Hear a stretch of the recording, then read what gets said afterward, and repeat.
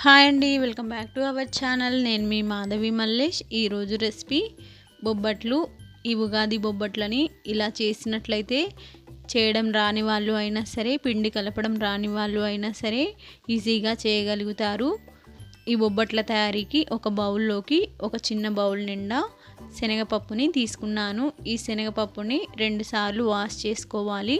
ఈ పప్పు ఉడకడానికి సరిపడా వాటర్ని వేసుకొని ఒక అరగంట సేపు నానబెట్టుకోవాలి. ఇలా నానబెట్టడం వల్ల ఈ పప్పు తొందరగా ఉడుకుతుంది. ఇలా ఒక కప్పు నిండా తీసుకున్న శనగపప్పుకి ఒక పెద్ద గ్లాస్ నిండా వాటర్ని వేసుకున్నాను. ఇలా తీసుకున్న వాటర్ ఈ పప్పు ఉడకడానికి సరిపోతుంది.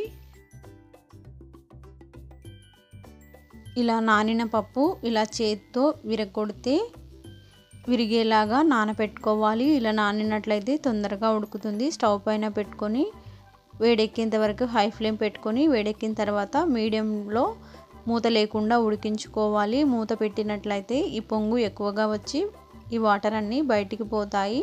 అలా కాకుండా మూత లేకుండా ఉడికించుకోవాలి. దీన్ని ప్రెషర్ కుక్కర్లో ఉడికించాల్సిన అవసరం ఏమీ లేదు. ఇలా ఉడికిన తర్వాత ఒక స్ట్రైనర్లోకి ఈ పప్పుని వడగట్టుకోవాలి. పప్పు ఉడకగా మిగిలిన వాటర్ని కూడా చారులోకి యూస్ చేసుకోవచ్చు. ఇలా పప్పు మెత్తగా ఉడికినట్లయితే చేత్తో తడిమితే సాఫ్ట్గా వచ్చేంత వరకు దీనిని ఉడికించుకోవాలి. ఇలా వచ్చిన వాటర్ని చారులోకి యూస్ చేసుకుంటే చాలా బాగుంటుంది. ఇలా పప్పుకి ఏమాత్రం వాటర్ లేకుండా దీనిని ఒక 5 నిమిషాల పాటు ఆరబెట్టుకోవాలి. ఈ పప్పు ఆరిన తర్వాత మిక్సీ జార్లో వేసుకొని గ్రైండ్ చేసుకోవాలి. ఏమాత్రం పలుకు లేకుండా శనగపప్పుని గ్రైండ్ చేసుకోవాలి. మెత్తగా రావాలి. ఇలా చేత్తో పట్టుకుంటే ఉండలాగా వచ్చేలాగా దీన్ని గ్రైండ్ చేసుకోవాలి. పొడి పొడిగా వచ్చినట్లయితే చాలా బాగుంటుంది. దీనిని ఎక్కువ రోజులు నిల్వ ఉంచుకోవచ్చు. ఇలా స్మూత్గా ఉంటే చేసేటప్పుడు కూడా ఈజీ అవుతుంది. ఈ బొబ్బట్లని మైదా పిండితో చేసినట్లయితే చాలా సాఫ్ట్గా వస్తాయి. టేస్ట్ కూడా చాలా బాగుంటుంది. దీనిలోకి ఒక చిటికెడు పసుపుని వేసుకున్నాను. అలాగే టేస్ట్కి సరిపడా ఉప్పుని వేసుకోవాలి. కొద్దిగా ఆయిల్ని ఈ మూడింటిని వేసుకొని బాగా మిక్స్ చేసుకోవాలి. ఇవన్నీ మిక్స్ అయిన తర్వాత వాటర్ని వేసుకొని లూజ్గా కలుపుకోవాలి. ఇలా పిండిని కలపడానికి ఎక్కువ టైం ఏమీ పట్టదు. చాలా తక్కువ టైంలోనే ఈ పిండిని కలుపుకోవచ్చు. ఈ మైదా పిండిని లూజ్గా కలిపి తీసుకున్నట్లయితే బొబ్బట్లకి ఎక్కువ పిండి పట్టకుండా ఉంటుంది. అలాగే స్మూత్గా వస్తాయి. తిన్నా కొద్దీ తినాలనిపించేలాగా వస్తాయి. ఇలా పిండి కలపడం రాని వాళ్ళు కూడా ఇలా చేసినట్లయితే చాలా మృదువుగా వస్తాయి. టేస్ట్ కూడా చాలా బాగుంటుంది. ఇలా తక్కువ నూనెతో ఈ బొబ్బట్లని కూడా చేసినట్లుగా ఉంటుంది. ఇలా పిండి మొత్తం బాగా మిక్స్ చేసుకోవాలి. వీడియోలో చూపిస్తున్న విధంగా పిండిని కలిపినట్లయితే బొబ్బట్లు చేయడం ఈజీ అవుతుంది. అలాగే స్మూత్గా వస్తాయి. పిండి కూడా చాలా తక్కువగానే పడుతుంది. పిండిని మొత్తం ఈ విధంగా కలిపిన తర్వాత కొద్దిగా ఆయిల్ని వేసుకొని మరొకసారి బాగా కలుపుకోవాలి. ఇలా ఆయిల్ వేయడం వల్ల చేతికి అంటకుండా ఉంటుంది. లూజ్గా చేసుకున్నాం కదా, చేతికి అంటకుండా ఉండాలంటే ఆయిల్ని కానీ నెయ్యిని కానీ చేతులకి పెట్టుకోవాలి. ఇలా మొత్తం కలిపి ఒక కవర్లోకి వేసి ఒక 5 నిమిషాలు మూత పెట్టుకొని పక్కన పెట్టుకోవాలి. ఇలా పెట్టడం వల్ల పిండి బాగా స్మూత్గా వస్తుంది. ఇలా కొద్దిగా 5 నిమిషాలు పెట్టినట్లయితే చాలా బాగుంటుంది. లూజ్గా కలిపాం కాబట్టి మరి ఎక్కువసేపు పెట్టినా కూడా ఇంకా లూజ్గా అవుతుంది. అలా కాకుండా ఇలా కలిపినట్లయితే ఒక 5 నిమిషాలు కవర్లో పెట్టి కవర్ చేస్తూ మూత పెట్టి ఒక 5 నిమిషాలు గాలి దూరకుండా చూసుకోవాలి. ఇప్పుడు ఈ బొబ్బట్ల తయారీకి ఒక కప్పు నిండా శనగపప్పుని తీసుకున్నాం కదా, అదే కప్పు నిండా బెల్లంని తీసుకోవాలి. ఇప్పుడు వేరొక బౌల్ని తీసుకొని టీ గ్లాస్ కన్నా తక్కువ వాటర్ని వేసుకొని ఈ బెల్లంని వేసి కరిగించుకోవాలి. ఇందులో ఏమైనా డస్ట్ పార్టికల్స్ ఉన్నట్లయితే జాలిలో వేసి ఫిల్టర్ చేసుకోవచ్చు. ఇలా ఈ బెల్లం మొత్తం కరిగిన తర్వాత లోపలి అడుగు నుండి ఇలా నురగలాగా వచ్చేలాగా చూసుకోవాలి. దీనికి పాకం ఏమీ అవసరం లేదు, కానీ బెల్లం కరిగిన తర్వాత లోపలి అడుగు నుంచి అంచుల వరకు నురగలు వచ్చేలాగా దీనిని మరిగించుకోవాలి. ఇలా మరిగేటట్లు చేసిన తర్వాత ముందుగా గ్రైండ్ చేసుకున్న శనగపిండిని వేసి బాగా మిక్స్ చేసుకోవాలి. ఇలా చేయడం వల్ల ఈ పిండిని ఎక్కువ రోజులు నిల్వ ఉంచుకోవచ్చు. ఇలా బెల్లం మొత్తం పిండికి పట్టేలాగా బాగా మిక్స్ చేసుకోవాలి. ఈ పూర్ణం బౌల్ నుంచి సపరేట్ అయ్యేంత వరకు దీనిని సిమ్లో పెట్టుకొని ఉడికించుకోవాలి.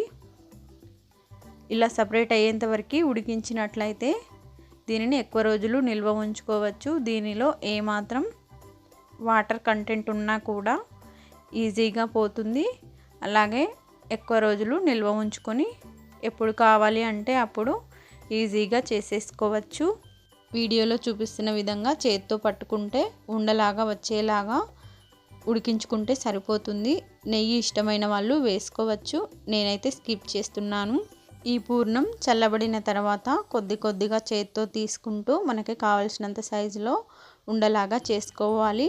ఇలా చిన్న చిన్న ఉండల్లాగా అన్నీ ఒకేసారి చేసుకొని పక్కన పెట్టుకుంటున్నాను. ఇలా అన్నింటినీ ఒకేసారి చేయడం వల్ల బొబ్బట్లు చేసేటప్పుడు ఈజీ అవుతుంది.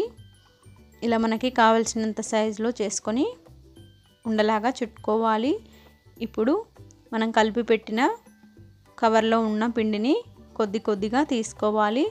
ఇలా చేతికి ఆయిల్ని వేసుకొని తీయడం వల్ల ఇది చేతికి అంటకుండా ఉంటుంది. ఇలా ఎక్కువ లూజు అయినప్పుడు చేతికి కొద్దిగా ఆయిల్ని రాసుకోవాలి. ఇప్పుడు ఒక పాలిథిన్ కవర్ని తీసుకొని దీనిలోకి కొద్దిగా మైదా పిండిని తీసుకొని ఇలా స్ట్రెచ్ చేయాలి. ఇలా వెడల్పుగా చేయాలి. ఈ మైదా పిండి కాబట్టి ఇది ష్రింక్ అవుతుంది, దగ్గరికి వస్తుంది. అలా కాకుండా రెండు చేతులతో పట్టుకొని చేసినట్లయితే పెద్దగా వస్తుంది. ఇలా దీనిలోకి పూర్ణం పెట్టుకొని పిండి యొక్క అంచులన్నింటినీ పట్టుకొని ఎక్స్ట్రా మిగిలిన పిండిని తీసేసుకోవాలి. ఇలా తక్కువ పిండితో దీనిని చేసుకోవచ్చు. ఇలా ఎక్స్ట్రా వచ్చిన పిండిని తీసేసినట్లయితే మనం మైదా పిండిని కూడా చాలా తక్కువగానే తీసుకున్నట్లుగా ఉంటుంది. ఈ మైదా పిండితో చేయడం వల్ల చాలా పలుచగా వస్తాయి, అలాగే స్మూత్గా సాఫ్ట్గా ఉంటాయి. ఈ విధంగా ఎక్స్ట్రా పిండిని తీసేసుకొని మిగిలిన దానిని ఇలా రౌండ్గా రెండు చేతులతో చేసుకొని పక్కన పెట్టుకోవాలి. ఇలా మైదా పిండి ఎలాంటి షేప్ లేకున్నా కూడా ఈజీగా చేసుకోవచ్చు. రౌండ్గా ఉండాల్సిన పని ఏమీ లేదు. ఎలా ఉన్నా కూడా కొద్దిగా తీసుకొని ఇలా రెండు చేతులతో స్ట్రెచ్ చేసుకోవాలి. దీనిని రెండు చేతులతో చేస్తేనే వస్తుంది. మీకోసం మరొక బాల్ని ఎలా చేయాలో ఇంకొకటి చూపిస్తున్నాను. పిండి యొక్క అంచులన్నింటినీ ఒకేసారి పట్టుకోవాలి. మధ్యలో వదిలివేయకూడదు. అన్నింటినీ పట్టుకొని ఎక్స్ట్రా పిండిని తీసేసుకోవాలి. ఈ విధంగా చేసుకొని మొత్తం రౌండ్ లాగా వచ్చేలాగా చుట్టుకోవాలి. ఇలా చుట్టుకొని పక్కన పెట్టుకోవాలి. ఇలా మనకి ఎన్ని కావాలి అనుకున్నా కూడా ఈ విధంగా చేసుకోవాలి. ఇలా కొన్నింటిని చేసి పెట్టాను. ఇప్పుడు ఒక పాలిథిన్ కవర్ని తీసుకొని దానిపైన ఆయిల్ని అప్లై చేసుకోవాలి. ఆయిల్ పెట్టిన తర్వాత ముందుగా బాల్గా చేసుకున్న పిండి ముద్దను పెట్టుకొని దానిపైన ఇంకొక కవర్ని కానీ అదే కవర్లో సగంని పెట్టడానికి సగంని దానిపైన పెట్టడానికి యూస్ చేసుకోవచ్చు. ఇలా వీడియోలో చూపించిన విధంగా పెట్టుకొని కొద్దిగా స్ప్రెడ్ చేసిన తర్వాత ఒక వేలితో దీన్ని చేసుకోవచ్చు. ఇలా వీడియోలో చూపిస్తున్న విధంగా ఒక్క వేలితోనే ఈ బొబ్బట్లని ఎంత కావాలి అనుకుంటే అంత సైజులోకి స్ప్రెడ్ చేసుకోవాలి. దీనిని చుట్టూ స్ప్రెడ్ చేయడం కన్నా మధ్యలో నుండి స్ప్రెడ్ చేసినట్లయితే మధ్యలో ఎక్కువగా మందంగా రాకుండా మొత్తం ఈవెన్గా వస్తుంది. ఇలా ఒక్క వేలితోనే ఈజీగా బొబ్బట్లన్నింటినీ తయారు చేసుకోవచ్చు. ఇలా పల్చగా ఉండే కవర్తో చేసినట్లయితే ఈజీగా స్ప్రెడ్ చేసుకోవచ్చు. ఇలా ఎంత సైజులో కావాలి అనుకుంటే అంత సైజులోకి మధ్యలో నుండి స్ప్రెడ్ చేసుకోవాలి. ఇలా రెడీ అయిన దాన్ని ఒక పెనం పెట్టుకొని ఆయిల్తో కానీ నెయ్యితో కానీ కాల్చుకోవాలి. ఇలా తెల్లగా ఉన్న నెయ్యి చాలా మంచిగా అనిపిస్తుంది కదా. ఈ నెయ్యి తయారీ విధానం ఛానల్లో ఉంది, ఒకసారి నచ్చిన వాళ్ళు చెక్ చేసుకోండి. ఈ విధంగా బొబ్బట్లని తయారు చేసుకొని పెనం పైన వేసి రెండు వైపులా కాల్చుకోవాలి. ఇలా పలుచగా చేసాం కదా, హై ఫ్లేమ్ పెడితే తొందరగా మాడిపోతుంది. అలా కాకుండా పెనం హీట్ ఎక్కేంత వరకు హై ఫ్లేమ్ పెట్టుకొని, హీట్ ఎక్కిన తర్వాత సిమ్లో పెట్టుకొని వీటిని కాల్చుకోవాలి. ఇలా రెండు వైపులా కాల్చుకొని వేరొక ప్లేట్లోకి వేసుకోవాలి. ఇలా మనకి ఎన్ని కావాలి అనుకున్నా కూడా అన్నింటినీ ఈ విధంగా చేసి కాల్చుకొని పక్కన పెట్టుకోవాలి. ఇలా పలుచగా ఉంటే ఇష్టంగా తినగలుగుతారు. ఇలా మరొకటి చేయడం చూపిస్తున్నాను. ముందుగా బాల్గా చేసుకున్న పిండిని పెట్టుకొని పాలిథిన్ కవర్కి కొద్దిగా ఆయిల్ని పెట్టుకోవాలి. దీనిపైన మరొక కవర్ని పెట్టుకొని ఇలా మనకి కావలసినంత సైజులోకి దీనిని స్ప్రెడ్ చేసుకోవాలి. ఇలా ఒక్క వేలితోనే దీనిని స్ప్రెడ్ చేసుకోవచ్చు. ఇలా పలుచగా చాలా తక్కువ పిండితోనే ఈజీగా చేసుకోవచ్చు. శనగపిండిలో పలుకు లేకుండా ఉన్నట్లయితే ఏమాత్రం బ్రేక్ రాకుండా ఉంటుంది, చిరిగిపోకుండా ఉంటుంది. ఈ విధంగా బొబ్బట్లన్నింటినీ ఒకే వేలితోనే మధ్యలో నుండి చివరి వరకు స్ప్రెడ్ చేయాలి. ఇలా మనకి కావలసిన సైజు రాగానే పెనం పైన వేసుకొని కాల్చుకోవాలి. ఇలా సిమ్లో పెట్టి కాల్చడం వల్ల మంచిగా ఉడుకుతాయి, టేస్ట్ చాలా బాగుంటుంది. ఇలా మైదా పిండితో చేసినా కూడా చాలా తక్కువ పిండిని యూస్ చేసుకోవచ్చు. ఇవన్నీ బాగా కాలిన తర్వాత వేడివేడిగా ఉన్నప్పుడే ఒకదాని మీద ఒకటి వేయకూడదు. అలా వేసినట్లయితే ఇవి పలుచగా ఉంటాయి కాబట్టి వేడికి అతుకుపోయి చిరిగిపోతాయి. అలా కాకుండా రెండు ప్లేట్లలో వేసినట్లయితే చాలా మంచిగా ఉంటాయి, చిరిగిపోకుండా ఉంటాయి. ఇలా ఒకసారి కాల్చిన బొబ్బట్టుని ఒక ప్లేట్లోకి, ఇంకోసారి కాల్చిన బొబ్బట్టుని ఇంకొక ప్లేట్లోకి వేస్తూ ఉడికించుకోవాలి. ఇలా చాలా టేస్టీగా యమ్మీగా ఉండే మైదాపిండి బొబ్బట్లు ఈజీగా చేసుకోవచ్చు. ఇలా చేయడం రాని వాళ్ళు కూడా ఈజీగా చేసుకోవచ్చు. పిండి కలపడం రాని వాళ్ళు కూడా ఈ విధంగా చేసినట్లయితే ఈజీగా చేయగలుగుతారు. ఇలా మనకి ఎన్ని కావాలి అనుకుంటే అన్ని స్మూత్గా ఉండే బొబ్బట్లని ఈజీగా రెడీ చేసుకోవచ్చు. ఇలా తక్కువ టైంలోనే ఎక్కువ బొబ్బట్లని ఈ విధంగా చేసుకోవచ్చు. ఈ బొబ్బట్లని చిరిగేటప్పుడు ఈజీగా చిరిగిపోతాయి కాబట్టి వీటిని రోల్స్ లాగా చేస్తూ కూడా ఈజీగా తీసుకోవచ్చు.